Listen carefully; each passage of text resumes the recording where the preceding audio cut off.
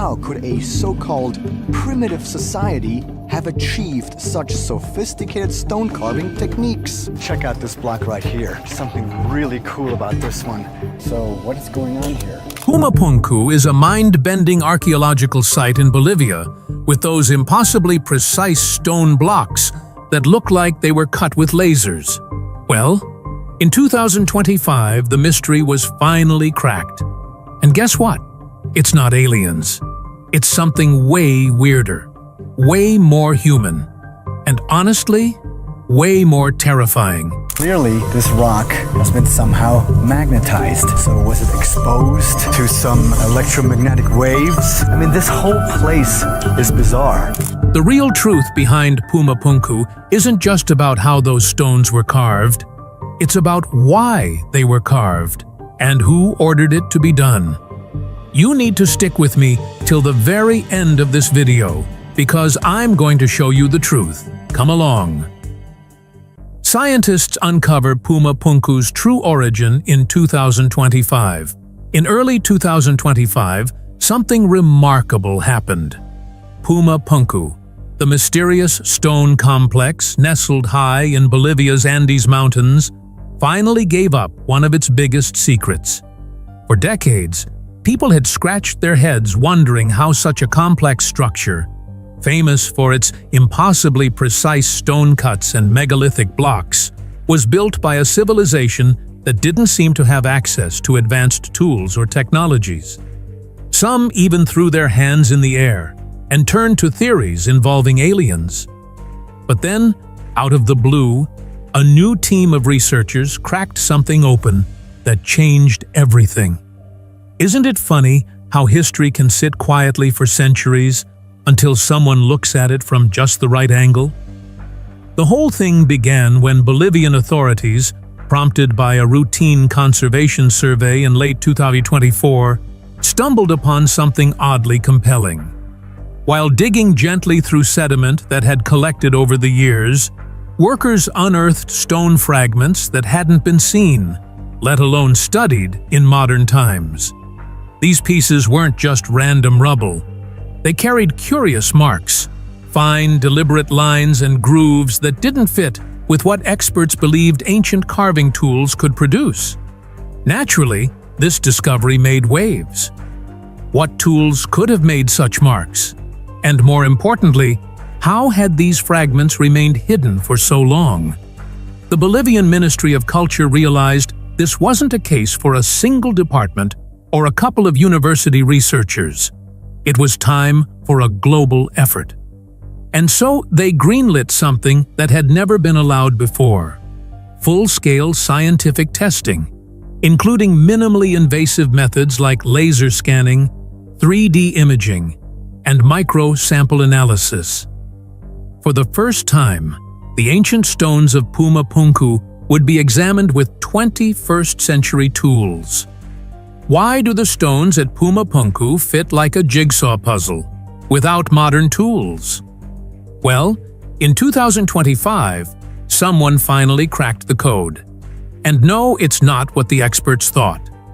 Hang on till the end. Now, this is where things get interesting. The 2025 investigation wasn't led by just anyone. It was spearheaded by Dr. Carlos Menendez, a well-known archaeoastronomer from the University of California, Berkeley. Dr. Menendez wasn't new to big historical puzzles. In fact, he had built a career connecting ancient structures with celestial alignments, and he had a knack for seeing what others missed. His team was like a dream lineup of modern science. Dr. Elena Ruiz, a geochemical expert who could identify a stone's origin from a single fleck of dust. Dr. James Wong, a computational archaeologist who built digital reconstructions from data. Professor Ahmed Nasser, a master in ancient construction methods. And Dr. Miguel Cordero, who specialized in indigenous knowledge systems. Now, you might be wondering, why include someone who focused on oral traditions in a high-tech investigation? But here's where the story really shines. You see, one of the biggest shifts in this project was the inclusion of local Aymara elders, These were not just ceremonial figures or token representatives. Their insights were central to shaping the research. For decades, indigenous voices had been pushed to the margins of archaeological research. But this time, things were different. Dr. Cordero put it simply: the elders knew things the stones confirmed. Their stories spoke of plant-based adhesives, of aligning stones with seasonal changes, and of community rituals tied directly to construction. Isn't it fascinating how knowledge passed down through spoken word, often dismissed as myth, can align so perfectly with cold, hard data? With permissions secured and minds opened, the team brought in technology that would have seemed like science fiction to the site's original builders. Drone-mounted cameras swept over the landscape, capturing images from multiple angles. High-resolution photogrammetry and LiDAR scanning produced 3D models of every visible stone, down to sub-millimeter accuracy. But it wasn't just about gathering visuals, it was about finding meaning in the patterns. That's where artificial intelligence came in. Using custom-designed machine learning models, Dr. Wong and his team fed in over 12 terabytes of image data to create a digital twin of the site, as it might have looked when it was first built. And what did they find? Something astonishing. The AI began picking up patterns, mathematical ratios, alignment points, and symmetry that human eyes had long overlooked. The stones weren't placed randomly or just to look nice. They were arranged with a kind of numerical logic that suggested intentional design on a level previously thought impossible for that time period. Some sections followed the golden ratio. Others reflected astronomical alignments. The deeper the researchers looked, the more they realized these builders had a deep understanding of geometry, engineering, and even hydrology. Yes, hydrology. Because ground-penetrating radar soon uncovered something even more intriguing beneath the surface, a network of channels and foundational supports designed to manage water flow. What could that mean? Was Puma Punku not just a temple or ceremonial ground, but also an engineered space designed to harness or work with water? Was it spiritual, scientific, or both? The discovery of these water systems threw open new debates and showed how much we still have to learn about pre-Columbian South American civilizations. But perhaps the most unexpected twist came from the smallest of discoveries: microscopic analysis of the stone surfaces. Scientists detected organic compounds embedded in the tool marks. That alone might have seemed like a fluke, but repeated samples showed the same thing: evidence of plant-based binding agents. In other words, the builders of Puma Punku may have used natural adhesives to stabilize or join stones. It wasn't cement, and it wasn't alien technology. It was intelligent use of local resources, and it had simply gone unnoticed until now. By the end of the study, Dr. Menendez said something that many researchers nodded along to. This changes how we view ancient engineering across the Americas. He wasn't exaggerating. What had once seemed like a site that defied explanation was now beginning to make sense through a blend of science, storytelling, and respectful listening. Researchers reconstruct Puma Punku's architecture using 3D models. For decades, Puma Punku has been one of the world's greatest ancient mysteries. The scattered stones, the precise cuts, the puzzling H-shaped blocks. So many questions have swirled around this archaeological site nestled high in the Bolivian Andes. How did these massive stones get there? Who shaped them with such accuracy? And perhaps the most asked question of all, was it really just a chaotic pile of ruins, or was there something more deliberate hidden beneath the surface? For years, no one could quite agree on the answers. But now, thanks to a groundbreaking blend of cutting-edge technology and good old-fashioned curiosity, researchers believe they've finally uncovered what lies at the heart of Puma Punku, and it's far more sophisticated than anyone had imagined. According to researchers, what once looked like a random scatter of megalithic debris was never random at all. In fact, the entire site appears to have been part of a larger, intricate architectural plan. Roland Wong and his international team of archaeologists and engineers have spent years piecing together the mystery using advanced 3D modeling software, allowing them to digitally reassemble the broken stones and bring Puma Punku back to life, at least on a computer screen. And what did they discover? That these ancient builders had not only a vision, but a very precise system, one that rivals some of our most modern construction methods. A big part of that system revolved around those iconic H-shaped stones, which for a long time baffled even the most seasoned researchers. People often wondered, why that shape? Was it symbolic? Decorative? Just a happy accident? Dr. Sofia Mendez, an architectural historian on the team, says none of the above. These H-blocks, it turns out, weren't just quirky design elements. They were standard modules in a highly organized building system. They weren't random, she explained. Each H-block was designed with purpose, like puzzle pieces engineered to fit together in multiple ways. Through careful digital analysis, the team found that these blocks had specific angles and cuts that allowed them to interlock securely with other stones, giving the entire structure both strength and flexibility. Now, here's where it gets really fascinating. The team identified 6 main types of these H-blocks, each with its own role in the larger structure. Imagine that, centuries before prefabricated homes and modular furniture, the Tiwanaku civilization was already doing it with stone. The builders didn't just carve and stack, they engineered and assembled. And they did it with an astonishing level of mathematical precision. Measurements taken from different H-blocks revealed consistent ratios, pointing to a sophisticated system of measurement that guided the entire construction process. It raises the question, how did a civilization with no known written language or wheel-based transport achieve something so advanced? And that's just the beginning. By feeding the digitally reconstructed pieces into simulation software, the team created a digital twin of the entire Puma Punku site. This wasn't just a rough idea of what it might have looked like. This was a detailed, fully rendered replica that let researchers walk through the ancient complex virtually, just as its original inhabitants might have. And what did this virtual stroll reveal? A lot. Far from being a chaotic heap of ruins, Puma Punku was actually a symmetrical ceremonial space, laid out with near-perfect alignment to the cardinal directions.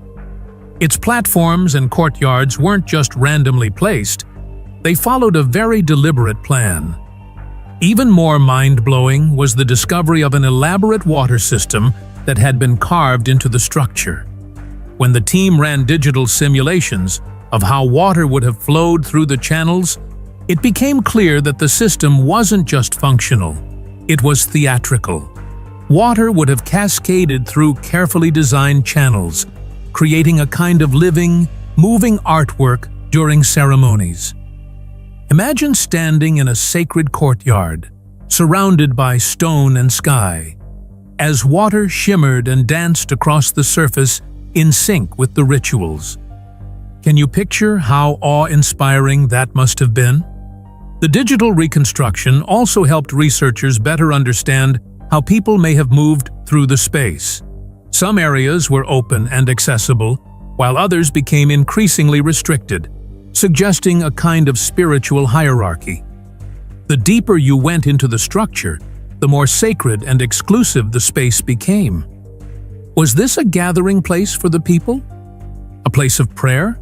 A stage for elite rituals? Perhaps all three. But the team didn't stop at virtual models. To test their theories in the real world, they decided to build physical prototypes using 3D printing technology. By printing scale models of the H blocks and assembling them by hand, they were able to test how the pieces fit together, how they held up under simulated seismic stress, and even how the spaces affected sound. Dr. Takeshi Yamamoto, an engineering archaeologist involved in the project, said building these models was crucial for understanding how people centuries ago managed to lift, align, and position massive stones with such accuracy. The angled cuts and interlocking parts made the construction easier, not harder, he noted, which is incredible when you consider they didn't have the machinery we rely on today. One of the most surprising results from these physical models was the acoustics. In the full-scale replica of the central platform, sounds made in one part of the space could be heard with crystal clarity in another. This led the team to believe that the structure may have been designed with sound in mind, perhaps to amplify voices during ceremonies or rituals. Could this mean the Tiwanaku people were also sound engineers in their own right? It's certainly possible. So, after all this research, what's the big takeaway? In the words of the research team, Puma Punku is not the chaotic, crumbling ruin it once seemed to be. It's a complex, intentional, and brilliantly designed masterpiece of ancient engineering. Every cut, every angle, every block had a reason. That's right. What comes next could shake the foundations of how we define ancient technology. So don't even think about clicking away now, because what we're about to reveal next will challenge everything you thought you knew about human history. Geochemical analysis reveals ancient stone casting techniques. In 2025, something extraordinary came to light, something that sent ripples across the entire world of archaeology and left both experts and enthusiasts wondering, have we been wrong about Puma Punku all along? Deep in a lab, a group of researchers began analyzing stone samples taken from this mysterious ancient site in Bolivia. For years, people had marveled at the sheer precision of the massive stone blocks found at Puma Punku. But how were they carved so perfectly without modern tools? How did ancient builders move such heavy slabs without wheels or cranes? These questions have baffled scientists for decades. But now, thanks to a groundbreaking new discovery, there might finally be an answer. And it's not what anyone expected. According to researchers, the key wasn't just in the size or shape of the stones, but in what they were made of. Using advanced geochemical tests, including scanning electron microscopy, SEM, and energy dispersive X-ray, EDX, analysis, the scientists uncovered something strange. As they examined gray andesite samples, they found something that really shouldn't have been there: organic material. That's right, carbon and nitrogen, the kinds of things you'd expect in plants or animals, not rocks formed in the scorching heat of a volcano. Naturally formed andesite is supposed to come from magma, which burns off all organics during its creation. So how could traces of organic matter have survived? That question alone sent the team into a frenzy of follow-up tests. It wasn't just a one-off mistake. The results kept pointing to the same conclusion. This wasn't regular volcanic rock. In fact, it seemed more like something made intentionally by people. Then came the even more fascinating part. When they studied samples of the red sandstone blocks, they noticed an unusual matrix binding the grains together.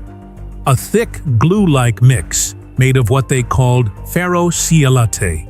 Scientists said it was a unicum, something totally unique and not found in natural sandstone formations. Think about that. An ancient material never seen in nature, appearing consistently across massive building blocks arranged with near-perfect alignment. Coincidence? Not likely. As if that weren't enough, these same samples showed very high levels of sodium. Specifically, they found evidence of a mineral called albite, which usually forms in certain sedimentary conditions. But again, the conditions weren't quite right. The only logical explanation? The sodium came from an outside source, probably sodium carbonate, harvested from a place called Laguna Cachi, a salt lake located in Bolivia's Altiplano Desert. Interestingly, ancient trade records suggest that llama caravans once traveled regularly through that area. So is it possible the builders intentionally gathered these salts to use in construction? That's exactly what the evidence now suggests. These findings breathed new life into something called the geopolymer theory. In simple terms, this theory argues that what we've long believed were carved stones were actually man-made, cast like concrete. The idea was always considered fringe, but the 2025 lab results changed everything. SEM-EDS, XRD, and thin section analysis all pointed to the same thing. The sandstone blocks were made by mixing natural grains with a chemical binder, something very similar to how we make concrete today. Except the formula was different. It relied on clay, alkaline salts, and in some cases, organic acids from plants. Now here's where things get even more intriguing. Local legends in the Andes have long spoken of plant extracts that could soften stone. For years, archaeologists brushed these stories off as myth. But what if they were true? The new research identified compounds that were likely derived from natural carboxylic acids, substances that could have come from native plants. These acids, when mixed with certain minerals, created a binding agent strong enough to form stone-like blocks. Could ancient people have figured this out over 1,000 years ago? All signs now point to yes. It all leads to one big, almost mind-bending realization. The stones at Puma Punku weren't carved. They were cast. That's right. Instead of chiseling stone from a quarry, dragging it for miles and shaping it by hand, ancient builders may have mixed up a batch of what we might call prehistoric concrete, poured it into molds, and let it set. They used local materials, clay, eroded rock, sodium carbonate, and paired them with plant-based binders to create building blocks that looked and felt like solid stone. And they did all of this long before the invention of modern cement or engineering tools. Even more shocking, there's no known quarry nearby that could have produced such massive stones. The local rock is too soft and crumbly. That makes the casting theory even more plausible. After all, why drag gigantic boulders when you could just make them where you need them? This changes everything we thought we knew about the Tiwanaku civilization. Instead of being limited by their tools or environment, they seem to have developed an early form of geosynthesis, that is, speeding up natural geological processes through human-made chemistry. So now, with every new test result and every microscopic scan, the pieces fall into place. The mystery of Puma Punku is slowly being unraveled. What once seemed impossible now makes perfect sense. The sharp cuts, the smooth surfaces, the interlocking shapes. They're not signs of alien technology or lost civilizations from another world. They're evidence of human ingenuity, fueled by necessity and guided by deep knowledge of the earth. And that brings us to something truly mind-bending: the way Tiwanaku engineers embedded sacred geometry into Puma Punku. Trust me, what you're about to learn will change how you see the ancient world. So stay with me till the end. Tiwanaku engineers embed sacred geometry into Puma Punku.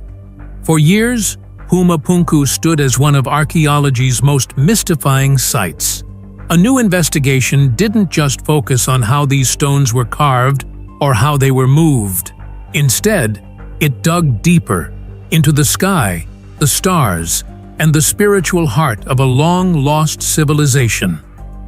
Researchers began to ask a bigger question. What if Puma Punku wasn't just a marvel of ancient engineering, but also a living calendar, a cosmic map, and a sacred mirror of the heavens? As the research unfolded, they discovered that beyond the masterful construction techniques, there was something even more profound hiding in plain sight. According to the team's findings, the architects of Puma Punku, believed to be the Tiwanaku civilization, had embedded a deep understanding of astronomy into the very bones of the site. Could this be a coincidence? Unlikely. The layout, proportions, and placements weren't random. Experts said it was clear now. This wasn't just a gathering place. It was a spiritual and astronomical center built with a purpose that extended far beyond the earthly. One of the most jaw-dropping discoveries came when archaeologists studied the main temple and found that it was deliberately built as an astronomical observatory. Not something that just happened to align with the sun by chance, but something that was purposefully designed to capture celestial moments. During the spring equinox, for instance, the sunrise appears through a stone archway and lights up a central chamber in a moment that could only be described as magical. It's the kind of alignment that makes you stop and wonder, how did they know how to do this? With no telescopes, no satellites, no modern tools, only the sky above and generations of watching, learning, and revering. Now here's where things got even more intriguing. Initially, the team expected to find solstice alignments matching up with the temple's cornerstones. That would have made sense, right? But the sun didn't quite match up the way they thought it would. Instead of giving up or brushing it off, they dug deeper, literally and figuratively. They calculated astronomical shifts that occur over thousands of years. And the result? The alignments would have been exact, not hundreds, but nearly 17,000 years ago. Let that sink in.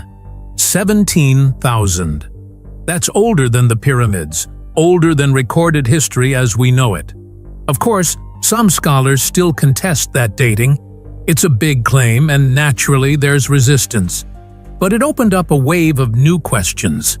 Were the builders passing down knowledge from an even older civilization? Could our timelines of human development be off by thousands of years? Adding another layer of meaning to all this was the recurring presence of the chacana, or the Andean cross, a powerful symbol representing the three levels of existence in Incan and pre-Incan cosmology: the underworld, the earthly world, and the heavens. According to the researchers, this symbol wasn't just something carved into stone for decoration. It shaped the entire design of the Tiwanaku complex.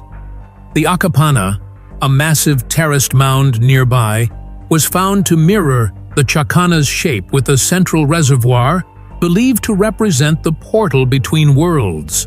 And when they mapped Puma Punku from the air, the placement of structures echoed that same cross-like geometry. Coincidence? Or cosmic design? Even the gate carvings, long thought to be purely decorative or symbolic, took on new meaning. Archaeologists now believe they functioned as part of a celestial calendar, recording solstices, equinoxes, and other key astronomical events. Perhaps the most poetic aspect of the site lies in something you might not expect: its water system. Who would imagine that ancient engineers would embed meaning into water channels? And then there's the nearby presence of Lake Titicaca, whose name itself carries sacred linguistic roots, according to some linguistic scholars. Being so close to this ancient and revered body of water wasn't a geographical fluke. So, what does all of this mean? Was Puma Punku a spiritual compass? A celestial observatory? A message passed down through stone and silence across thousands of years? Depending on who you ask, the answer might be all of the above.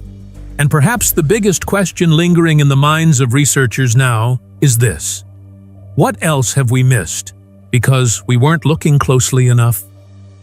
What really is Puma Punku? For years, people around the world looked at Puma Punku with wide eyes and wild imaginations. Who wouldn't? The precision of the stones, the way the blocks were arranged like an ancient jigsaw puzzle, the seemingly unexplainable techniques. It all felt too advanced for the people of that time, didn't it? Many wondered, how could ancient humans possibly have done this without help from some higher, perhaps extraterrestrial, intelligence? But in 2025, after decades of heated debates and jaw-dropping theories, something remarkable happened. A series of exhaustive studies finally painted a much clearer picture, one that had nothing to do with UFOs or alien engineers. It turns out, Puma Punku wasn't a mystery coded in stars. It was a monument carved by human hands, shaped by the minds and methods of an indigenous people whose skills had long been ignored or underestimated. Researchers, digging through years of assumptions and misinterpretations, found that many of the site's so-called impossible features had perfectly logical, down-to-earth explanations. Remember those massive stones that were said to be made of uncuttable granite and diorite? Turns out, most of them were actually sandstone and andesite, materials soft enough to be shaped with tools made of stone, not diamond-tipped drills from another galaxy. And the way the blocks were transported? That old story about levitation? That too fell apart once scientists discovered telltale drag marks on the ground and hoisting holes in the stones. Clear indicators that the builders used very human, very physical methods to move their materials. No tractor beams needed. And then there was the carving. For years, people believed the crisp cuts and perfect angles had to be made with advanced tools that the local cultures supposedly didn't have. But closer inspection revealed signs of tried-and-true ancient techniques, pounding stones that created initial indentations, followed by polishing with sand, something seen in stonework across many ancient civilizations.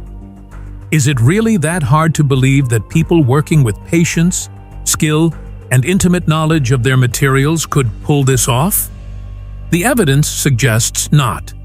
Even more telling, archaeologists started connecting the dots between Puma Punku and other nearby pre-Incan sites, like Pucara and Chiripa. These places featured similar building styles and iconography, offering undeniable proof that the techniques used at Puma Punku weren't some isolated miracle. They were the product of cultural evolution. The symbols carved into the stones, long viewed as mysterious or otherworldly, actually fit right in with the Yaya Mama iconography common in the region. In other words, everything about Puma Punku, the design, the tools, the process, fit beautifully within the timeline and cultural context of the Tiwanaku people who built it.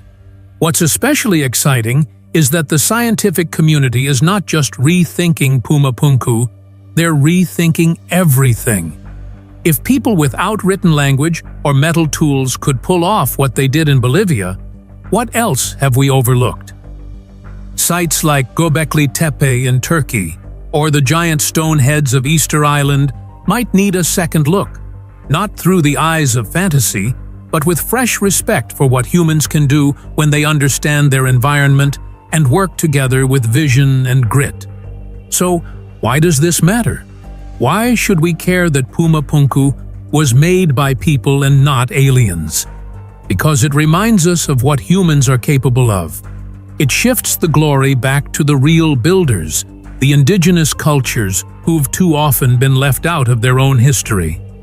It teaches us that mystery doesn't always mean magic or the supernatural. Sometimes it just means we haven't looked closely enough. And now that we are, we're finding brilliance where we should have expected it all along. With this, we have come to the end of this video.